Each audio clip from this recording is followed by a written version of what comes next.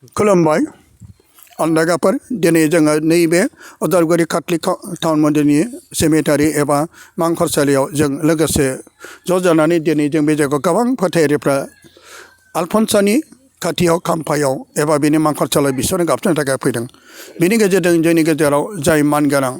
रुनिकाटा कलेजनि मानगोनां बिजित ब्रह्म डक्टरेट बिथाङा दिनै आरो गावनि आंगो बिहि जाय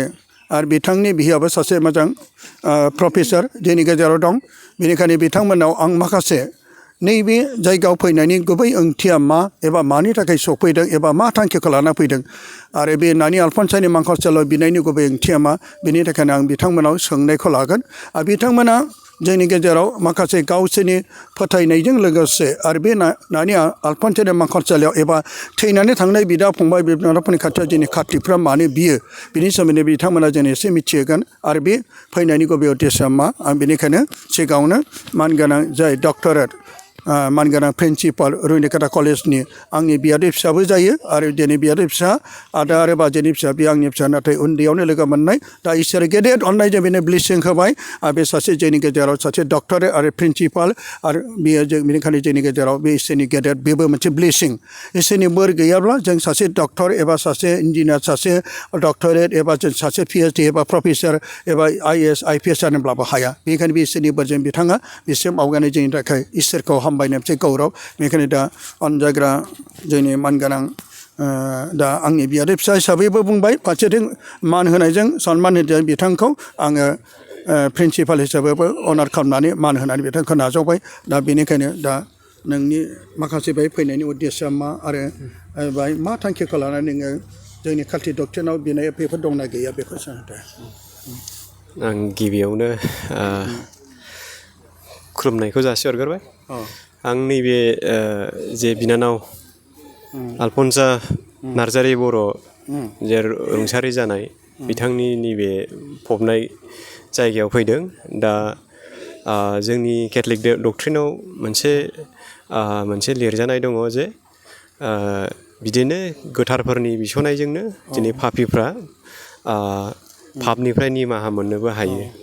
मानो होननानै बुङोब्ला जोंबो गोथैफोरनि थाखाय बिनांगौ।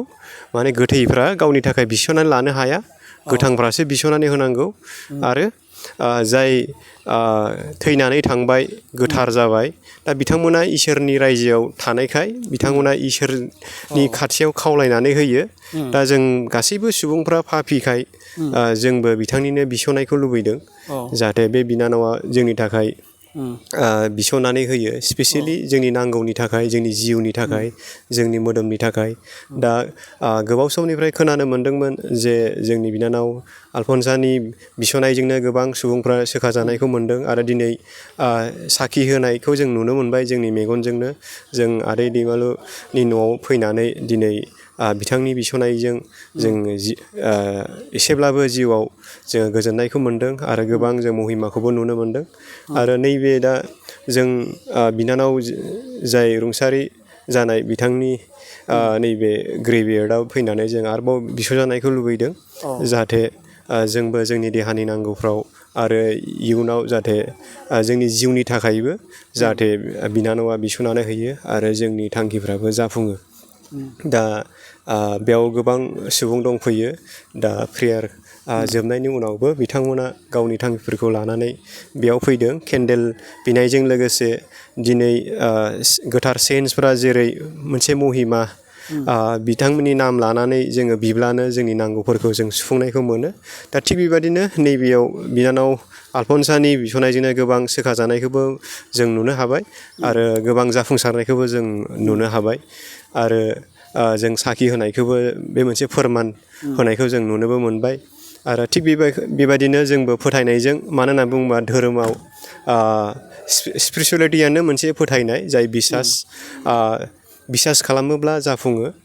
धोरोमाव फोथायनाय गैयाब्ला जाफुङा, गोनो गोथो नङा। जोंबो फोथायदों जाहाथे जोंनि नांगौफ्रा सुफुंजानाय बायदि। दा बे थांखि आरो नोजोरखौ लानानै जों फैदों। जों दा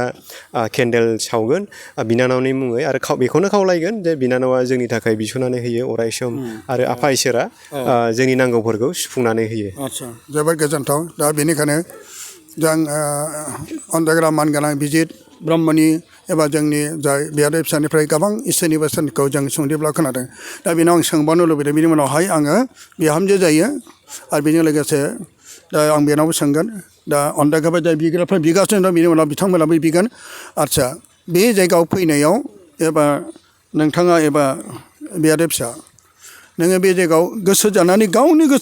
गावनि गोसोजों उइलिंनो फैदों ना आलफनसानि थाखाय हा लांफै एबा बेनाव बियोब्ला सोखा जागोन होननानै दैमालु आं लेंहरदोंमोन नामा बेखौ देनाय आङो माने सिगाङावबो मोनसे मिथिनाय आइयाबो खिन्थानायमोन गोबांफ्रा जेनै नैबे गोथै हाखराव फैनानै बिफैदों आरो बिथांमोना हाखौ बे गोथै फबनाय हाखौनो लांनानै बिथांमोना बिदिनो सोरबाया गोथार बिबारफोरजों गोथार थावजों फुननायजों सोखा जानायखौ मोन्दों आङो बेखौल' जेबो फैनानै आंबो बेखौनो मोनसे एक्सपिरियेन्स लानो लुबैदों जे बेयाव थारैनो आंबो हमनानै आइनि बुंनायजों आरो दिनै जोंनि आदै दैमालुनि बुंनायजोंबो आङो बेयाव फैनो हाबाय आरो गोबाङानो बुंदों थांब्ला सोखा जानायखौ मोन्दों आरो बिथांमोननिफ्रायबो आं खोनानानै बिसास खालामनानै फैदों जोबोर आदसा दा बेजों लोगोसे आं बेखौनो बुंनो सानदों जों खाथिफोरनाव गोथारफोरनाव बिनाय दं नाथाय आलफनसाथ' गोथार होननानैबो दिनै फोसावजायाखै एबा गोथारबो नङा अब्लाबो दा गोथारफोरनावल' बिनांगौ ना थैनानै थांनायफोरनि थाखाय जोङो गोथार नङाब्लाबो बिनो हायो बेफोरनि सोमोन्दै एसे बुंनो हागोन नामा दा बेनो जों थैनानै थांनायनि थाखायबो जोंनि जायफ्रा बिनायफ्रा दंखायो बे जोंनि केथलिक डक्ट्रिनावनो दिनै जोंनि बुंनाय बायदिबा 7 जेनेरेसन माने 7था जेनेरेसन जोंनि पाप मावनायफ्रानो न'खरफ्राव गोबां खाबथा जानायफोर थायो दा बैफोरनि जिउमानि थाखायबो जों बिसनानै होनांगौ जाहाथे बिसोरबो पापजों खाथेनानै दोनजानायनिफ्राय उदां जायो आरो बिथांमोनाबो जाहाथे जोंनि जे न'खरनि थाखाय एबा माबा मोनसे थांखिनि थाखाय जाहाथे माबा मोनसे